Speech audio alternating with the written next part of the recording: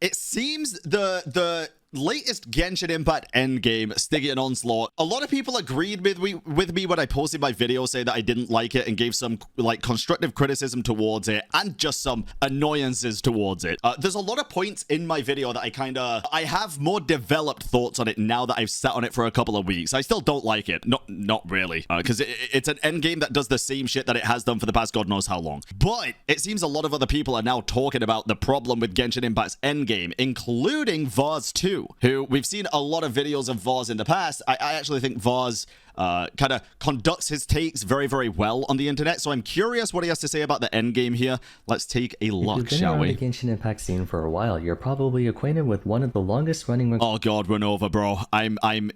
You know what? I think we can forgive her sins. I do. ...made by the community. Endgame content. Endgame content's been a major sore spot for the game dating all the way back to its first year. Even though we've had Spiral Abyss in the beginning, what's been bothering a... Yeah, Spiral Abyss has been here for a long time. Honestly, my thoughts on Spiral Abyss is the exact same as it's pretty much always been, bro. I just don't like the gameplay loop of Spiral Abyss. It is what it is. Do it like adding different enemies to the Spiral Abyss is not going to fix my core problem with Spiral Abyss, which is that it's just hyperinflated overworld enemies against the timer. It might fix half of it, but the timer's half my battle, dude. A large portion of the player base, myself included, was how unwilling Hoyo was towards implementing more endgame content. It even became a meme when they released an official statement concerning the topic, citing... I do remember this, but people blew this way out of proportion, dude. ...potential anxiety for players if they were... Like, the anxiety thing was a joke at that point, it really was, but they literally said, and I remember this, that any plans to release new permanent content in the same vein as the Spiral Abyss, and they were like, no, because, bro, and this is so funny now. This is so funny now if you actually think about it, because they said no, when we don't have any plans to make any more permanent endgame content that's similar to the Spiral Abyss. And then, what's the big difference between the newest endgame, Stygian Onslaught, and Spiral Abyss? It's just the HP. Like, it's the same fucking thing, bro. It's basically the same thing. ...were to make the game too sweaty. El Zerudo, thank you very much for the Prime sub, by the way. Needless to say, this had to have been the most boilerplate excuse for not expanding on a core element of Genshin's experience, combat. But after significant pressure from competing titles, including their own sister title Honkai Star Rail no less, Hoyo finally endeavored to make an effort to release more stuff. I do also find it very funny. I know I'm pausing a lot, but listen, a lot of y'all like my reactions because I give my thoughts on a lot of the topics and don't just sit here and let the video play. So that's what I'm going to do. If you don't like it, it is what it is. But I do find it very interesting, bro, that it seems within Hoyoverse, all these different dev teams are kind of battling against each other as well as the rest of gacha games out there, right? It almost feels like a civil war sometimes when one Hoyoverse game does something incredible and the other one doesn't. And then the communities kind of turn on each other and they get divided. But I feel like it's only a net positive for Hoyoverse themselves, right? Because then they can come back from it on the other game and then they can just keep developing all the games in their cognisphere, whatever you want to call it. But it's like even ZZZ now is taking jabs at other games. Did you see they had a quest and on the dialogue box it was called like no black screen with white text or something? Bro, it's like a freaking civil war, man. It's insane. Accompanying Spiral Abyss are two other modes, Imaginarium Theater and more recently the new Stygian Onslaught, offering 3 different methods for players to test the limits of their account and characters. Accompanying Spiral Abyss are 2 other modes, Imaginarium Theater and more recently the new Stygian Onslaught, offering 3 different methods for players to test the limits of their account and characters. Do they? Public it's like, oh god, here we go. Oh no. Opinion towards all 3 of Genshin's endgame modes has been divisive, putting it lightly. Each of them has a number of reasons for why they might be frustrating, and while I plan to go over them one by one, I couldn't help but notice a prevailing sentiment towards Genshin's endgame content holistically. As someone who's been fervently asking Hoyo to add more endgame to Genshin, I'll give credit where it's due. They finally delivered, and we should appreciate that they put in the effort to give us something. However, like with anything, there's... Yeah, and this is kind of where a lot of people's grievances lie with me at the minute. I've realized this over time, right? Lately, I've been critical of the game, obviously. I've always been critical of the game, but right now, I'm more critical of things that matter to me personally, which is things like storytelling. And then I have people that are like, yeah, but it's improved. I don't know how you can say, like, it's like you can criticize it and say that it's not improving. Bro, I don't think I've ever said it's straight up just not improving. It's just, let's keep it a buck. It's not improving on the scale that realistically us as players expect it to from a billion-dollar company. where we can see that other game storytelling improving and other gacha games in the market improving, not just with animations and stuff, but just in general. It's like, yes, I can see the storytelling is improving in a lot of aspects, but definitely not all aspects, dude. I still think Fontaine was peak storytelling for me personally, compared to Natlan. Certain things in the Natlan Archon quest were really good, but then like in a Scorpius quest, bro, terrible storytelling towards the end, in my opinion. And then in the latest Paralogism was great. I actually think that was some of the best storytelling we've had in a long time. But then the Dane quest that we got, it was very short, and the end of it was very jam-packed with information and cutscenes. But stuff that led up to that, it just wasn't there, right? It just wasn't there. At least in my opinion. It really, really wasn't. It could be much better, but it's a bit too slow. Yeah, I think it is. I think the improvements are happening just on a slower scale than people expect at this point from Hoyoverse specifically. You're gonna die of old age before a skip button? Oh yeah, this isn't even about the skip button, bro. It's really not. This is about the endgame situation. The endgame situation is dividing, to say the least. You're a great streamer. Thank you, paid chatter. Appreciate it, bud. Appreciate it. I'll send you the PayPal after stream. What endgame? Hey, let's keep it a buck. We can't even say what endgame anymore because there is endgame. It's just not it. The endgame situation is insane. That they put in the effort to give us something. However, like with anything, there's a good way to do something and a bad way to do something, and I can't help but feel like there's an aspect of wasted potential to Genshin Impact's endgame. 100%. That will be our discussion for 100%, and this is already going, like, I can already see the elemental system below it. It's because, in my opinion, the elemental reaction system is not used for anything but just deal more damage. Mechanics are almost non-existent, and when they are, it's typically just to deal more damage. for today. A few weeks ago, Brad Online made a piece airing Oh, God. his grievances towards the new Stygian Hey, there's always something with this guy, bro.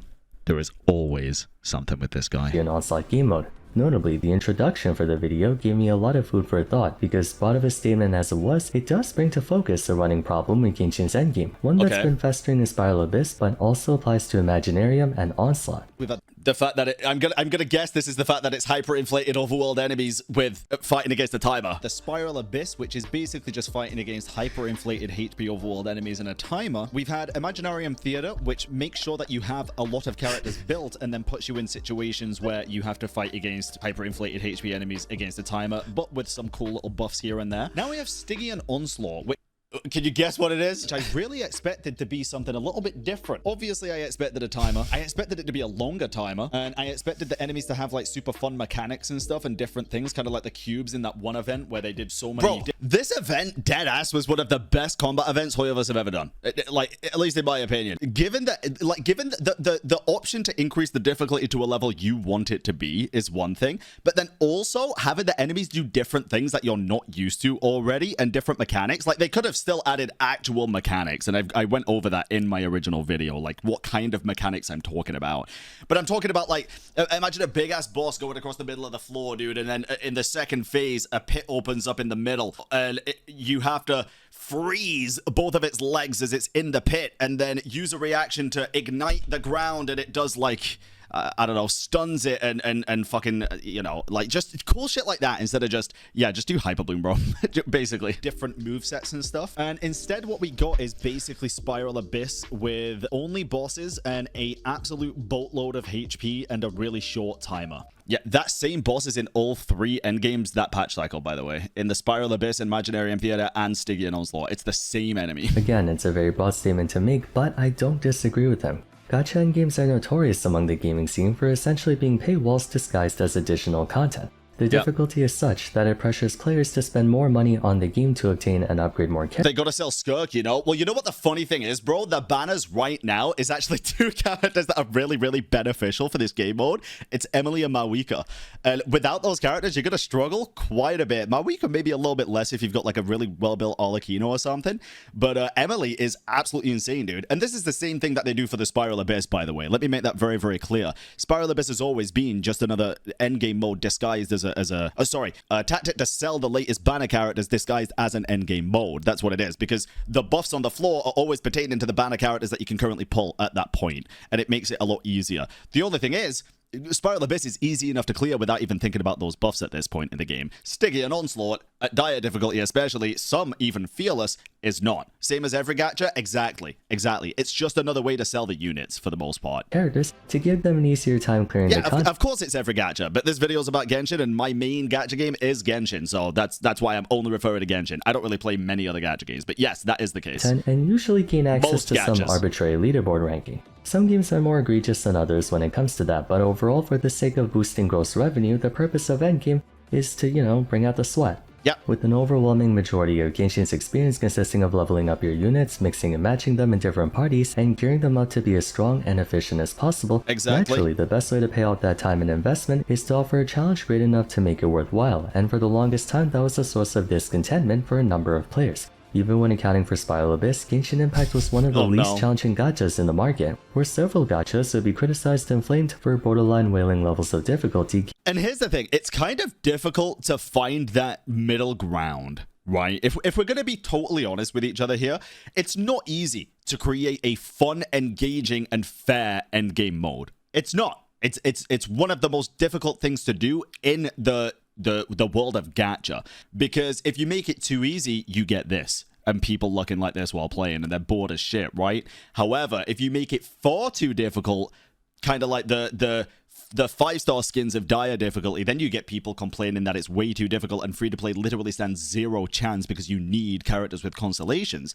And then you've got games with things like PvP, which opens up a whole other demographic into the gacha space, right? For me, the way that I can think of where they could make it engaging and also fair to a point is, and I'll tell you why this probably would never be a thing, is remove the timer.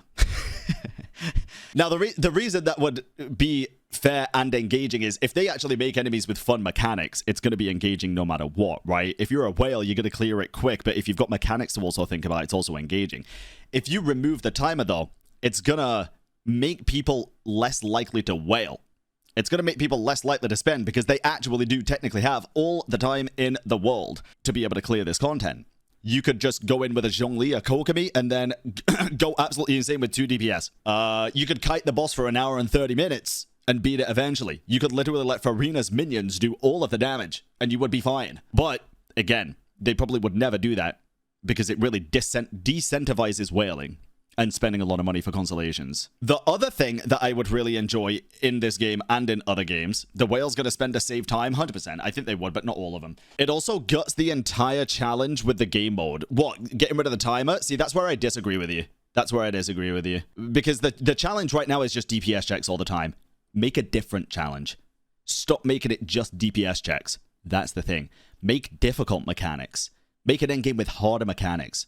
Mechanics that you have to do within a certain amount of time, but it's mechanic-based, not DPS-based. Make it so you have to freeze a certain amount of things. Make it so you have to melt something around the arena, just like Signora's fight. Make it so you have to freeze the boss in different locations to give different buffs and stuff. Make it so the boss hits incredibly hard and is aggressive. I will keep it entirely real here. In this game mode, dude, and I might dodge like subconsciously. Dodging abilities, and I barely use shield characters in this game mode other than Sitlali, and that shield gets fucked up instantly most of the time in this endgame mode. I don't even have to think about dodging, because even though the HP of the boss is absolutely insane, the damage it does still isn't, and the frequency of the attacks is so few and far between, you got like a fucking decade to think about your next move and positioning yourself. It's just, the enemies in Genshin are just not that aggressive compared to other games. And I do say compared to other games because I think other games are kind of the reason why people feel that way now, because it never used to feel that way to me in Genshin. It never used to, but it does now. Not gonna lie though, that's a different game. Genshin is designed as a difficulty of knowledge, not a difficulty of execution. I fundamentally disagree with you. I fundamentally disagree with that. I have the knowledge of this game. I can't execute the things that are required a lot of the time, when it's like, I have the knowledge that I need a certain amount of VR, I need to do this rotation, that rotation, but then doing those rotations is actually the difficult part, not knowing. But it's fine that I disagree with you. I'm fine that you disagree with me. Maybe that's the case for you, but I don't think changing those aspects of a brand new endgame mode would fundamentally change the video game that Genshin Impact is. I think it would just provide more options for people to enjoy the game in different ways. Genshin was being reprimanded for its lack thereof. Overworld exploration and story carry a lot more equity in this game, but the focal point of Genshin ultimately... Oh, Well, point is to build your units and then slam them into whatever enemies or challenge you come across. Exactly. Except there really wasn't any.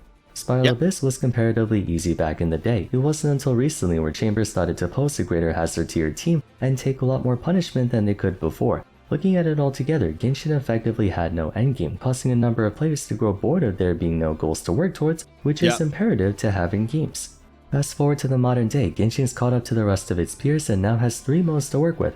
While they certainly And I think Imaginarium Theater is the best of the Genshin endgame modes.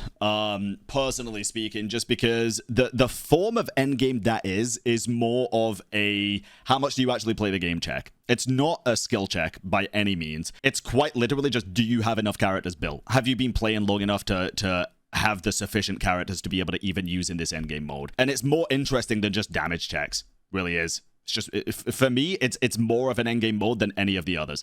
You personally hate that? A lot of people do, bro. A lot of people do. Very, very FOMO based. Yeah, I could definitely see that especially from a new player perspective. But for me, it's, again, like, endgame isn't designed for everybody at every stage of the game. But if you're a free-to-play player, you can 100% do Imaginarium Theater eventually, without spending a penny and just by pulling characters. You could argue the same for Dire difficulty, like, eventually, but how long is it going to take for you to get 3 teams of C6 characters enough to be able to do the 5-star skins, right? It's the same but different argument in a sense. And the thing is, with Visionary and Dire difficulty, it's pretty much optional rewards at that point, I think, right? I'm trying to think what the rewards for Visionary actually are. I know you don't get primos, right? Do you get a key? Visionary is primos. Oh, really? You actually get primos for doing Visionary. Interesting. I actually didn't think they put primos behind it. That is very interesting. For primos, only Stygian Onslaught is best because it's so easy for new players. Yeah, maybe? Is Stygian for primos easier than Spiral Abyss for primos? Probably, right? Because of the timer as well? More than likely, I would say. Yeah, so for newer players and like less built up accounts, then yeah, Stygian probably would be best just for the primo factor. Just for the primo factor. We checked off the difficulty box, giving us battles that legitimately judge how well we've invested in our teams. As mentioned before, discussion and criticism towards all 3 game modes has been circulating over time for how they were executed. Yeah. Speaking for myself, I'm glad that Genshin has more endgame, but I can't help but feel like they could have done it so much better than how it is now. 100%. Let's begin with Spiral Abyss. I'm sure everyone knows how it works, but for thoroughness, Spiral Abyss has you creating 2 parties to advance through waves of 3 battles on each side. There's been a lot of good quality of life to Spiral Abyss recently as well, I will admit. Things that people have been asking for a long time. But things like being able to reset the last chamber, things like resetting energy and stuff and cooldowns when you die or reset. Like, there has been some good changes. Counting 12 in total. As you go up, or I should for the say people down that in enjoy floors, the game mode, enemies will get progressively stronger and targeted kill, where the final floor 12 will usually consist of bosses or high-level monsters that will be difficult to overcome through sheer force. Every skill issue gamer hates Stygian because they feel entitled to the dire rewards.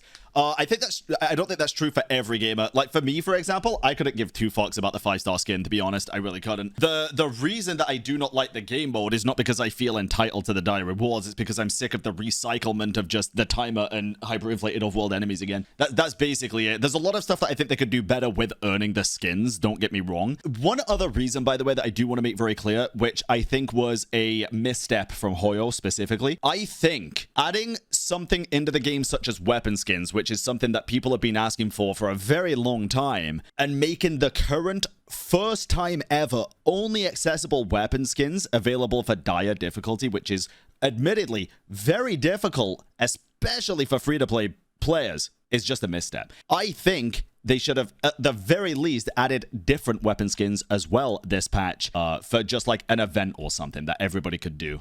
I think that would have aided people's frustrations a lot. But these are currently the only weapon skins in the game. It's the first time they've ever been added, and they've only just added them, and it's for this. And that's the only way to get them. So yeah, I don't know. Temporary weapon skins is so funny when you hear it, true? It is. Of course. Every floor has an arena blessing that affords your team a significant combat advantage. For instance, the current Spiral Abyss iteration deals true damage to enemies whenever cryo damage is dealt. No small amount either. Historically, there have been floor 12 chambers that were next to impossible for free-to-play teams to 3-star clear without making use of the blessing. Fair. A very standard endgame mode, being the first one, it establishes a point of reference for future game modes. There's nothing inherently right or wrong with Spiral Abyss objectively speaking, given that it's a series of progressively challenging enemies usually comprising a DPS test. It's a pretty conventional format to see in a gacha's endgame. That being said, and I don't think there's anything wrong with having that format of endgame. But again, I just think the problem comes when that's all it is, basically, instead of changing it up for different forms of endgame. Current issues some people take with Spiral Abyss is how non-negotiably restricted they've been getting. Due to certain formations of enemies and the growing reliance on cycle blessings to supplement one's DPS, players lacking the right team for the job might find themselves unable to fully complete that Abyss period. Especially for things like the Night Soul stuff, right? Like that one boss, the I want to say Hydro chick, where she like makes clones, and you got to use one of the, is it Masters of the Nightwind characters? I think like you got to use Sitlali, Aurora, or something to freeze them in place to make it a lot easier. Like that does feel pretty limited to the characters. Cryo chick, sorry, yeah. Thankfully, those instances are still the exception, not the norm. But there have been some notable offenders in the past, like that one Spiral Abyss blessing I think in 5.5 that only Kanish and Emily could benefit from. Or further back, that one Abyss in late version 3 with an opposing lineup that narrowed down the pool of teams that could take out all 3 chambers to Bro, do y'all remember back in Sumeru when they first added the beasts? I can't even remember the name of the beast, dude. The magnificent beasts, whatever the fuck they are, to the Spiral Abyss. Oh my god. Holy shit, people hated that. No, the consecrated beasts. Yeah, consecrated beasts. That was tough. That was hard, bro. I remember that. No more than half a dozen. Personally, my only real complaint with Spiral Abyss, outside of it being mostly a DPS check, is that it would be cool to see unique enemies. For sure. All Spiral Abyss enemies are just enemies and bosses you encounter in the overworld, only with an overinflated stat line. But yeah, I think the one thing they could do for Spiral Abyss, since it is the Abyss, I think just give these bosses and these enemies abyssal variants that happen in the Abyss. So it's just different to what you're fighting in the overworld constantly to farm for characters and stuff, right? Just make an abyssal variant with a different moveset, a couple of mechanics. I think people would be happier. I think. Again, that's more of a nitpick than anything else. Genshin's endgame problem starts to become more apparent when you take a look at the other 2 game modes, Imaginarium Theater and Stygian Onslaught. Let's get into Imaginarium. Unlike Spiral Abyss, where you're allowed to bring anyone you want in any formation, Imaginarium has you pre-select a pool of characters course. I'm curious what he has to say about Imaginarium. Responding to one of the 3 elements available in that period. Additionally, you're allowed to select from a pool of units not belonging to one of those 3 elements, but each Imaginarium period handpicks the units in question, wherein you're then able to elect to choose them or not. From then on, you'll progress through a series of stages, collecting currency while acquiring units from that pre-selected pool at random. Character can only be used in battle twice, albeit occasionally you can use them again by either re-obtaining them or replenishing their stamina. Like with Spiral Abyss, enemies get progressively more challenging the further in you go, and the overall objective is to best budget your unit pool stamina and acquire as many blessings as you can to last until the end.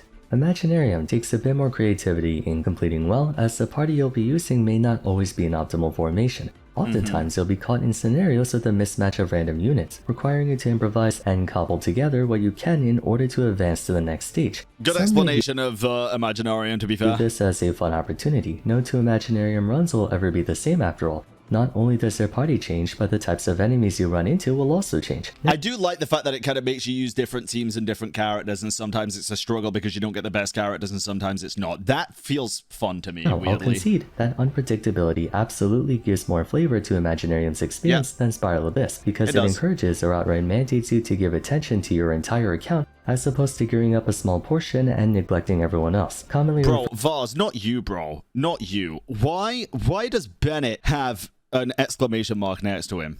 Brother, it's the big old 2025, man. I just had to check what year we're in. C6 the boy. Referred to as horizontal investing. Why does Tartaglia have... Okay. Due to Imaginarium Theater, pragmatically speaking, you have a reason to invest in even your bad units to some extent, since you might find yourself in a spot where the only party you can put together is some scuffed-ass lineup like Sethos, Ifa, Kole, and Barbara. Units the majority of Genshin players would never so much as even look at, but that may be all you have to work with.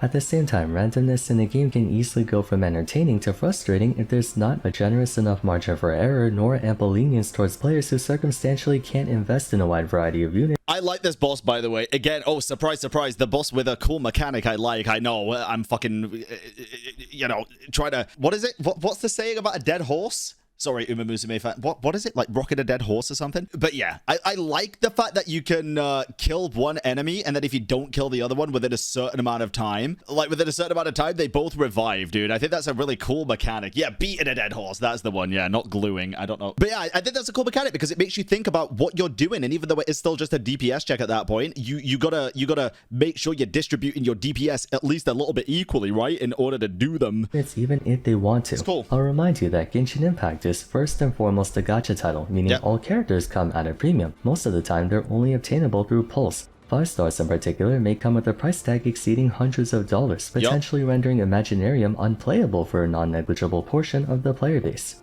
Furthermore, Imaginarium is by no means a short stint. A full run from start to finish can take upwards of a half hour, with no agency in who you have to fight. Yeah, that's true, actually. I think Imaginarium has the longest runtime, right? Even if you one-shot everything, I think it is the longest endgame so far. And who you can fight with. As you get towards the end, you might find yourself with no team comp that can even clear the final areas, meaning you have to start all over again from the very beginning. And it's not like you can intentionally send a gimped party of only 2 or 3 members to conserve energy. Yeah, I don't like that part, bro. I kind of wish you could just send in solo units for certain floors, you know? I'm a keep it a butt, but I understand why they do it like this. I get it. But there's been plenty of times where I'm like, oh, I don't want to use my best characters here. Like, I can just use this one and wipe everything in the first round, but I don't really want to waste the energy on these other 3. But then they make you, so. You have to bring a full party of 4 every time, forcing you to needlessly spend the stamina of a character you might want to save for later. Last of all, despite Imaginarium Theater being intended to test your ability to make up solutions on the fly instead of premeditating everything, the way you apply that creative thinking is ultimately in more DPS checks, how fast you can kill stuff. No matter what the scenario, you're typically fighting enemies with overinflated health pools. Only this time, you have little say in what teams you can bring. Despite improvements made to the game mode throughout the first year it's been out for, many choose to not do it on the basis of how tedious it can be. Final game mode is Stygian Onslaught, which only came out a few weeks ago. Unlike Style Abyss and Imaginarium Theater, Stygian Onslaught's the only endgame mode to be explicitly marketed as such, meaning it's transparently supposed to be difficult, whereas Spiral Abyss and Imaginarium were never officially acknowledged as endgame content. I feel like Spiral Abyss was at least acknowledged as endgame during that weird interview, right? Where they were like, do you plan on making any more endgame in the same vein as Spiral Abyss? And they said no. I feel like that's a kind of an admission that Spiral Abyss is the only endgame in the game at that point. Memory serves. The game mode consists of 6 difficulties: normal, advancing, hard, menacing, fearless, and dire. The latter half in particular requires you to complete the difficulty prior to access, with fearless and dire giving rewards only by playing solo, and the final difficulty, dire, not allowing any assistance from other players whatsoever. Each difficulty has you deploy 3 separate parties to each take on a boss. Selfishly, and I fully admit this is a selfish take, and I don't know if it improved the game mode by any means. Selfishly, I would have loved if you could do the dire stuff in co-op. I really would. Because, and I say selfishly because for content creation, bro, being able to help people, like clear the endgame content would have been so fun. It would have been so fun to earn skins. Compared to Spiral Abyss, where you could run into bosses or clusters of enemies, Onslaught comprises a singular boss enemy per side. Now, like Abyss, every side has an arena buff that pressures you to call upon a certain category of units, but unlike Abyss, that arena buff doesn't go to you, it goes to the enemy, effectively forcing you to play around shutting down that buff, with the boss being more or less impossible to take out otherwise. While Abyss and Imaginarium offer additional rewards to players who can complete challenges either faster than the time allotted or upon meeting an extra condition, the goal of Onslaught hinges on just completion. There are no additional rewards, it comes down to whether you can complete it or not. As such, fearless and dire bosses are bar none the strongest enemies you'll find. Other than dire with the 5-star skins. Finding Genshin Impact having unreasonably excessive amounts of health. Further making the experience onerous is the fact that your party starts with 0 energy, unlike the other game modes which give you access to your burst immediately. Here's the real kicker though, you have only 2 minutes to take them out. I wonder how much of a difference it would make for all of your characters to start with energy on dire difficulty. I really do. I think it'd make a big difference. Because I feel like at the minute, for a lot of the teams, you're basically just overbuilding ER just to get your rotation faster. Just to get your ults quicker. Like for me, I had to overbuild ER and sacrifice a lot of other stats, including damage, just to be able to get like Zhangling's burst and Bennett's, like everything. Yeah, I think it'd save a lot of time. For all intents and purposes, Stygian Onslaught is a boss rush. This game mode is intended to push your characters and wherewithal to the absolute limit, being the closest in resemblance to those whale-level endgames you find in other titles. Difficulty 6 does not at all try to hide the fact that it's unbeatable for free-to-plays. The main problem with Onslaught, at least to me, isn't that it's hard. Hoyo's been rather transparent about how difficult it would be. Rather, people take more issue with the game mode's experience. If I were to be blunt, it's kind of lazy. Like Brand Online said in his introductory segment, jump scare. Onslaught's basically just a modified Spiral Abyss where you throw your units at copy-pasted overworld bosses with insanely overinflated health pools. There's no strategy involved in this whatsoever. It's a DPS check through and through, even more so than its predecessors. To repeat, more endgame content's always better than none at all. I don't want to sound ungrateful or cynical, but Stygian Onslaught brings to light a lot of missed potential concerning Genshin's endgame that retrospectively you can see in the other two modes as well. When boiled down to their fundamental essence, all three of Genshin's endgame modes are mere DPS checks. I do wonder how certain people on YouTube are going to actually respond to this video. Because typically, I know for a fact, bro, if this was Glaive saying this shit right now, people would be like, oh god, he's watching this guy again, he's becoming a hater. But the fact that it's someone that actually enjoys the game and makes content about the game and says good things about the game, I do wonder if people are going to say the exact same shit, or if people are going to be like, oh yeah, no, this is valid. You know? Curious. The same enemies you find in the overworld, jacking up the stats to ludicrous amounts, and calling it a day. Every fight takes place in an open circular space where it's just you and the enemies going at it. Most of the time, these enemies and bosses aren't even challenging from a mechanical standpoint. Hoyo's way of making things more quote-unquote challenging for us is by adding more HP to enemies while hamstringing our ability to complete it through either shorter timers or some arbitrary elemental restriction disqualifying half our party from even being usable. In their defense, this isn't endemic to just Genshin. Other games also recycle bosses and jack up their health bars. 100%. But most of the good gachas typically make original content for endgame with brand new mechanics, boss patterns, and things you have to learn to figure out how to complete them. And that's it. It just showed Wuwa's holograms, and it's like, one of my biggest things with holograms, bro, was not just the fact that it was very difficult, also the fact that when you get to certain levels of holograms, it changes the mechanics and gives the boss new abilities that you've never seen before, and it makes it way harder. That's why I like holograms, personally. Even for bosses that get recycled, they usually add some kind of improvement to them, like a second face, or you have to try taking them out in a different environment with potentially different terrain elements. The reason Genshin's endgame feels so redundant is because they fail to account for all the ancillary components that make endgame more engaging. Strategy, not just in who to bring, but how to use them, when to use them, and where to use them. The centerpiece of Genshin's combat is mixing and matching units of different elements. There's so much you can do with that if you apply it properly. As an example, you can have an epic boss battle consisting of an enemy with 3 phases. Phase 1 has a mechanic that can be best taken out by a Hyperbloom or Electrocharge party. Phase 2 is a mechanic that necessitates Vaporize or Melt, then Phase 3 could have a Freeze or Superconduct related thing. Can you imagine if... Wow, something I've never actually thought about. Can you imagine if Stygian Onslaught was actually something kind of like that, where all 3 of the battles that you had to do were actually the same boss, and it was like they were just 3 different phases that unlocked after you did it. So like phase 1 was one battle, phase 2 was another battle, phase 3 was another battle, and each of them had totally different mechanics and stuff. You could even use the same bosses from the overworld, just change what they do and change different things about them. That could be kind of cool. That could keep things fresh and pretty interesting. Each phase could have its own set of attacks you need to keep track of, adding a level of pattern recognition to fights, not just iframing through everything. That, in my opinion, would have been a better hypothetical way to design Stygian Onslaught. Beyond that, it's also just adding more variety in situations. Maybe adding defense missions where the goal is to survive a never-ending wave of enemies for as long as you can, which can add much needed value to units who specialize in shielding and tanking like Noelle and Lanya. They can add combat scenarios that better distinguish between range and melee characters, or missions that have you alternate between 2 parties to advance from one point to another in a sort of It Takes Two type fashion. There is so much more Hoyo could do with Genshin's endgame that can bring more value to units with niche gameplay, encourage and reward players for thinking strategically and finding creative solutions to stuff, while still maintaining the option for people to brute force content if they want to. Variety in scenarios, not just DPS checks, defense missions, capture points, survival, puzzles, custom mechanics, boss raids, multiplayer cooperation. I know Onslaught... You know what, in my opinion, the only thing at this point that can save Genshin Endgame? The players. I think whenever that fucking, what's it called, happens, the user-generated content thing, where we can make our own shit, I feel like that could be fun. But we'll have to wait and see. To fight in multiplayer, but I mean dedicated multiplayer content like how you see guild raids and other games encouraging players working together.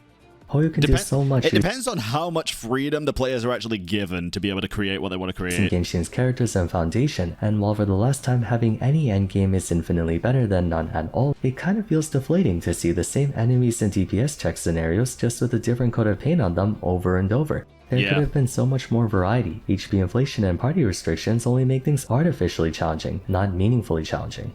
In short, the problem with Genshin Impact's endgame is that it's good that we have it, but I can't help but feel like they just phoned it in rather than making truly engaging and stimulating battles that tax your decision-making, creativity, planning, and execution more than how big your wallet is. But what do you guys think? Do you agree or disagree with my points? Let me know in the comments down below. I pretty much agree with every point. So if you enjoyed the video, a like and subscribe would be much appreciated. Don't forget to follow me on Twitter at ForestFarum, join my Discord server, and check out my other Genshin Impact discussions if you haven't yet. But Brobeck's good Genshin videos, dude. Thanks so much for watching, and I look forward to seeing you again soon. Take care. Good Genshin videos.